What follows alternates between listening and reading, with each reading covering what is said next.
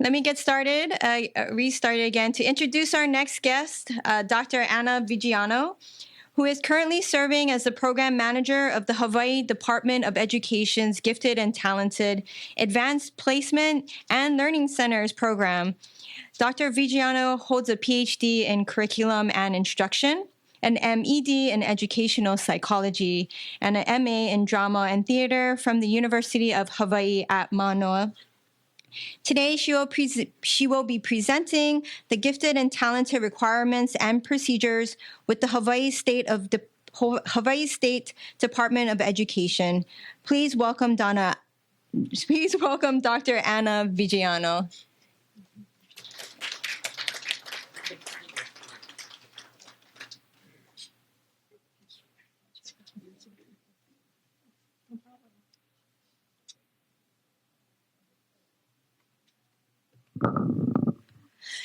Good morning, everyone. It's so delightful to be here with other folks that believe in gifted and talented education. That is only 1/3 of what I do, because we actually separate gifted and talented from advanced placement, because we don't want to be gatekeepers. So anybody that wants to take an advanced placement course is able to. Oh. That happens to me a lot. It's funny, we've been doing so many Zoom calls. I heard today on the radio that they're talking about what people are buying the last few years. They're not buying clothes so much as they are buying makeup. And I know it's because you go, oh my gosh, do I look like that? Anyway, so my job encompasses more than just gifted and talented, but it's very dear to my heart, because when I was in the classroom, we didn't have a gifted and talented program. Our principal said all students are gifted and talented. So if you shoot for the top, you bring everybody up with you. So when I was teaching, and I actually taught 6th grade, they would cluster the students that were identified as gifted and talented. So I taught the gifted and talented and the special ed kids, and all the middle kids were given to my grade partner. And it was amazing how those special ed kids really did rise to the occasion. So just a little bit of history about gifted and talented in the state of Hawaii. Along with all the other states, we had to come up with a definition, and this was long before I got my job. And the definition that we came up with is gifted and talented are children and youth whose superior performance or potential indicates possible giftedness in intellectual, creative, or specific academic abilities, leadership capability, or talent in the performing and visual arts. That definition has not changed in all of these many decades, except that we also, before our original definition, included psychomotor capabilities. And about 10 years ago, we took that out because it was hard to identify, and schools had a hard time thinking about what does that actually mean, motor skills. So we took it out of our definition. There's one word in our definition that is really sets us aside from a lot of the other states, and that's that word potential. Because when we do our identification, we look at the potential to be gifted and talented, not just if they have made the score on the matrix.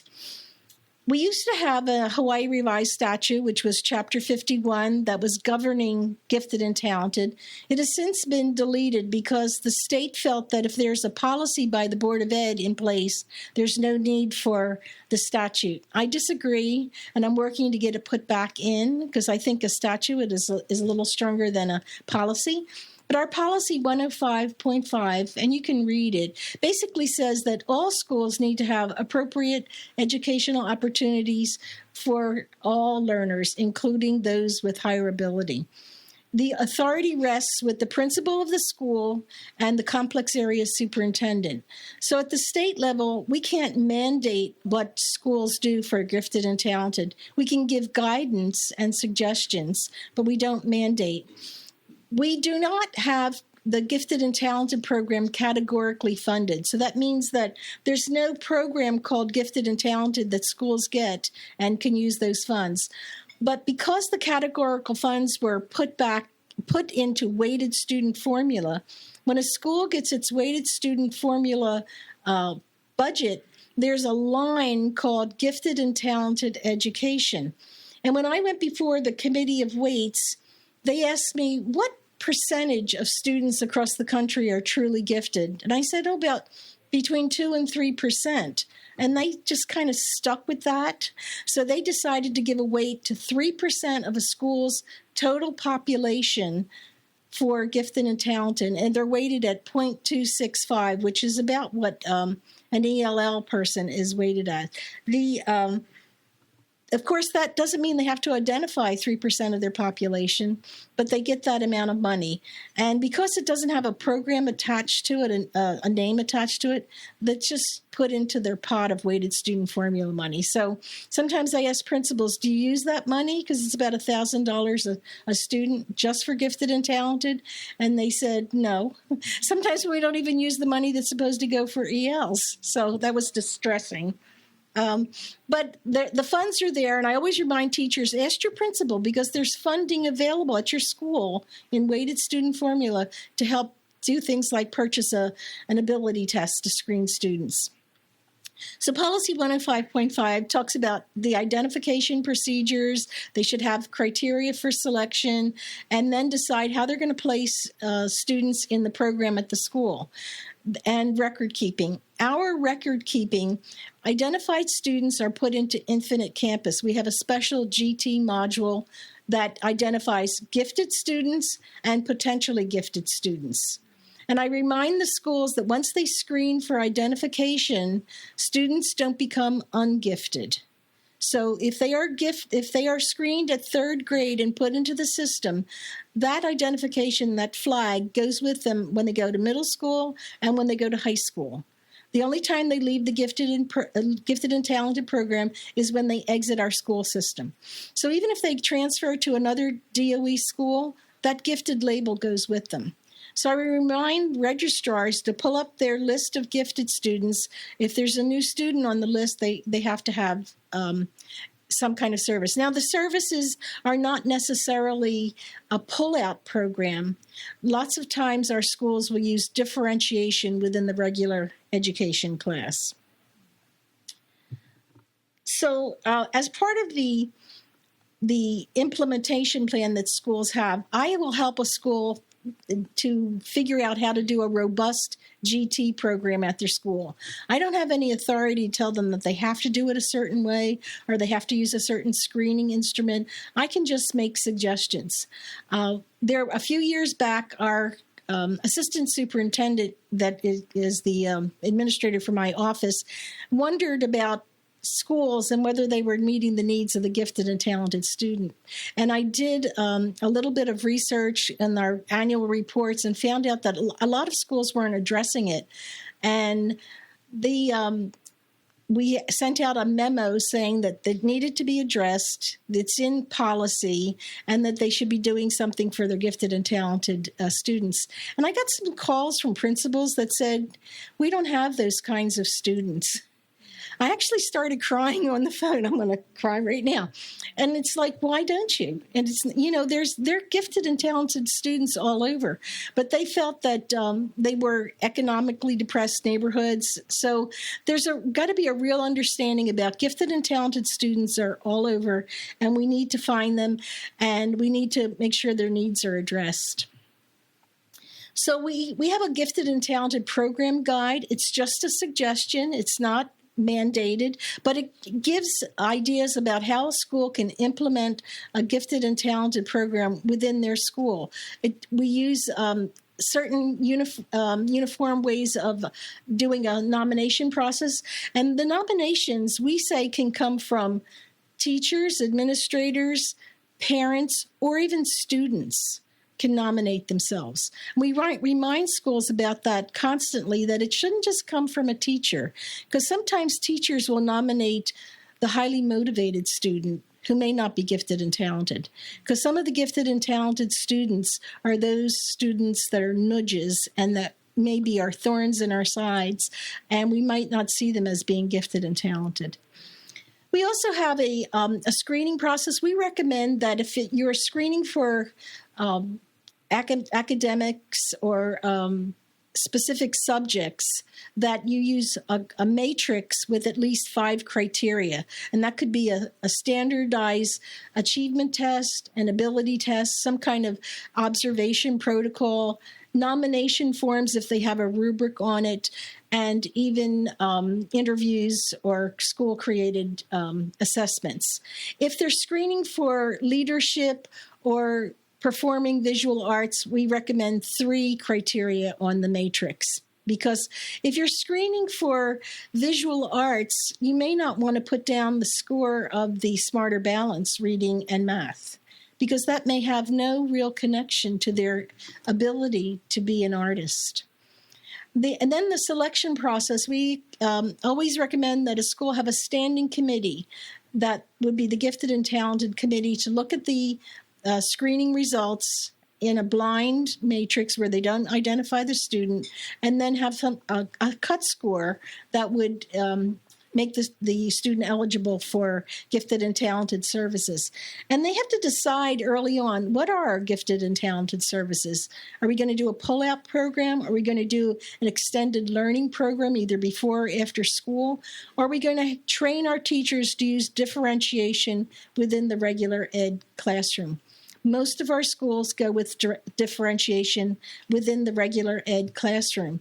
So we have developed courses so teachers can take a course to understand about differentiation specifically for gifted and talented students. Some of them understand it for special ed, but they don't understand it for gifted and talented. So every semester we offer the course. One semester we do elementary teachers. The next semester we do secondary teachers. And on the slides that you can get through the QR code, if you click on the program guide image, it'll take you to that big document.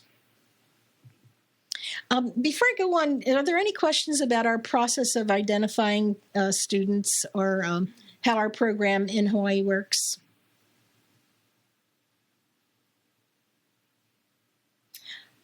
One of the areas that we were looking at, and I know that the National Association for the Gifted Child has also looked at it, is the idea of the 2E learner, where a student may have a disability but also be gifted. And we want to look at the disability and how we can help the child with the disability, but never underestimating that they can be included in the gifted and talented program. So there are some options. I mentioned about the cluster grouping when I was in the classroom, where all the gifted and talented students are identified and they're put into one classroom, so that only one grade level teacher is going to be doing the differentiation, instead of having all 5 of the grade level teachers differentiating and keeping the gifted and talented students together in one classroom. Another option is to, when you have the students identified and you're putting them using differentiation in the classroom, is the idea of the most difficult first. In a kind of a content area like spelling or math, where it's linear, and you wanted to see if the student already knows something, you're not going to reteach it. Because one of the things that I have noticed about gifted and talented students is if they are learning something they already know, they get bored very quickly, and that's when problems develop, where we have behavior problems. I've done some workshops at our Olamana school, which is our school for the incarcerated. They're actually thinking about starting a gifted and talented program in visual arts, because a lot of their students are gifted and their need was not met, and they found other ways to get attention. And unfortunately, it put them in incarceration. So if a student already knows something, then they don't have to relearn it, but you have to have something for them to do that's different, and not more, but just different. Again, the pull-out programs, they work if you have a school that can take students from all different grade levels during a time when they're not going to miss instruction. And if they are being pulled out, let's say for a writing GT program, then the other students that are in the classroom, they can be doing writing, and they're not expected to come back and make up the work that the class has done without them, because it's separate. It's not more. And a lot of schools get confused by that.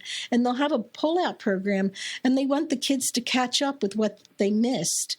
And that's when the students don't want to be in the program anymore, because it's too taxing to do the gifted work, which is usually problem-based, and then come back and have to do some worksheets and catch up on it. And that's not fair. For the high school, we look at students for dual credit or advanced placement courses, but remember, those are not, they can meet the needs of gifted students, but they're not a gifted program. So dual credit, if students want to take a dual credit course, they should be able to take it. But we should be advising our gifted students to take dual credit and advanced placement courses. And then this is a very popular solution, is the subject acceleration or grade skipping. Sometimes students will be gifted in one subject area, let's say math. So instead of doing math with their second grade class, they may do math with the sixth grade class. And that's what our school had done. We did subject accelerations. So I taught sixth grade, and I had always one younger kid, but that would be joining my class for a different subject. We had a second grader who was in science whiz, and he would join my class for science and he couldn't write as well, but he understood the science principles. So a subject acceleration is easy to do when you have a class that can take a younger child, but they stay with their peers for the social aspect of elementary school. Sometimes we have students that will skip a whole grade.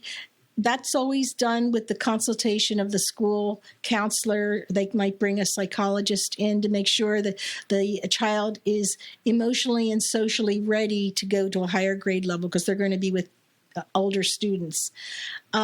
We think about and our school does not do early kindergarten. We've always had folks that ask about it, but we have a law that says they have to be 5 when they enter kindergarten. So they've never actually allowed a child to start kindergarten earlier. And I know that that's done in some states where early kindergarten entrance is a factor that they look at. We don't do that in Hawaii. Most of our gifted programs don't actually start until 3rd grade. We have a few brave schools that started in kindergarten, but most of them believe that the children should be able to read first, which is not always correct. We look about strength-based instruction so that students are learning in the mode that they feel most comfortable in, and that sometimes will bring out their giftedness. And as I mentioned, differentiation. We're also looking, ever since the pandemic, a lot about the social and emotional needs of the TUI learner and the regular education learner as well. Many of our schools have said that students have come back to campus, but they haven't really come back to education. They have been out for so long, the gap has increased. Some of our gifted learners, they have developed some emotional problems, anxieties that be being with other people again. So they have to address this before they can even think about academics. And there's been some papers that have come out, and you can also click on the tips for parents, not increasing the anxiety of students as they come back to school. So these are just some of the strategies that we are encouraging our schools to use when they are dealing with gifted and talented students. The acceleration, content enhancement. We recommend Sandra Kaplan's depth and complexity icons for schools to use so that they can differentiate more than just with 3 different levels. The icons give you that ability to do that. Compacting and contracting kind of go together when we squeeze the curriculum into a shorter time period. And sometimes it means having a contract between the teacher and the student, or the teacher, the student, and the parents to let certain things happen and have an agreement. Using tiering, different levels, but not putting students on tracks that they can't jump off of, because that can be a real detriment to students. Flexible grouping. The big buzzword now is problem-based learning. Lots of our gifted and talented programs use that so that they have a real-world problem that they try to solve, and they do it through a project that involves math and reading and writing, and it's all done together. And then learning centers, using Howard Gardner's idea of you can learn using different modalities. So having centers set up in classrooms so students use their best modality. If they are tactile, they're going to do kinesthetic learning. I always tell the teachers, if they're learning about differentiation when they take our course, that differentiation should be so seamless that students may not realize that it's happening. And we don't want to have students that maybe did not get included as gifted and talented feel less than. So you don't want to have our high flyers running around campus doing surveys and doing interviews, and then the other students are doing worksheets at their desks. So all education should be engaging. But we want to find out if there's some parts of education that students can skip, and using a pre-assessment to see where they are and what they don't need to relearn is a good way to begin. Using their multiple intelligences. Is that my time up? Okay, wasn't sure. And then just keep in mind when you're using differentiation that all instruction should be rich and challenging and not be something that students are going to be bored with. I don't like to get too heavy into the theories with teachers because then they just turn off. So I never mentioned the theorists, Vygotsky, Bandura, Piaget, but I just mentioned some of the theories and see how they can see it. Because when I do workshops for teachers, I include these next few slides. Like, here's a theory. I'm not going to tell you who said it, but here's something to think about. People learn best when what they learn is challenging and they accept the challenge. I think our researchers know who that is. That's Vygotsky, the zone of proximal development. So what? Because students learn at different rates, the pace, text, or task that challenges some students will frustrate or bore others. But when it's just beyond your reach, you really want to grab it. So how does that have anything to do with differentiation?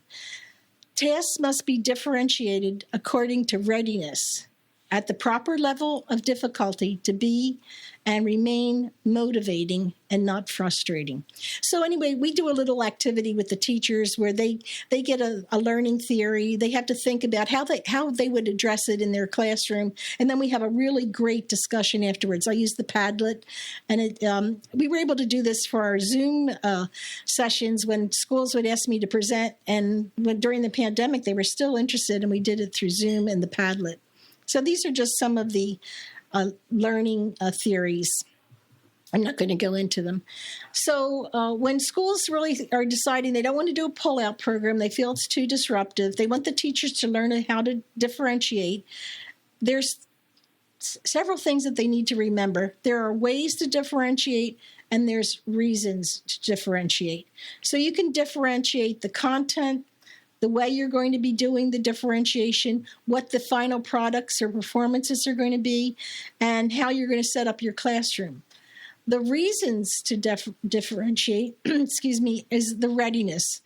Does the growth match the skills? Are they being challenged because they're really ready to learn at a higher level? Interest. Some students may really be gifted in one area because they're super interested in that topic. You're ready to move on to another content, and they still want to stay with the Civil War because it really interests them. So that's another reason to differentiate. And then their learning style, the best way that they feel comfortable learning. So some parting thoughts that I give to schools when I do workshops for them is that differentiation means different work, not simply more or less work. That the activity level for all the students in the class needs to be at the same level, not some students having a great time and others just sitting at their desks.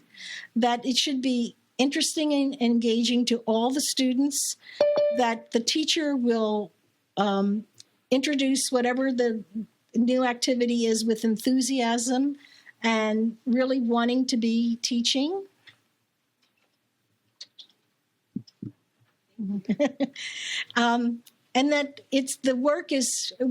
our expectations of what students can do is fair and not prejudicial.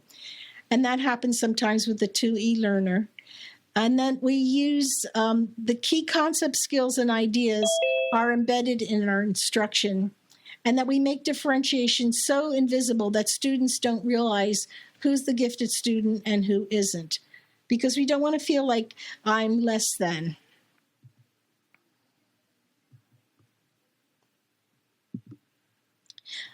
Also on the slides presentation are all the resources that I mentioned, our GT guide, the implementation procedures, the sample matrix, and the checklist that schools go through to see if they really are implementing a robust program. Oops. So I think my time is up. Are there any questions?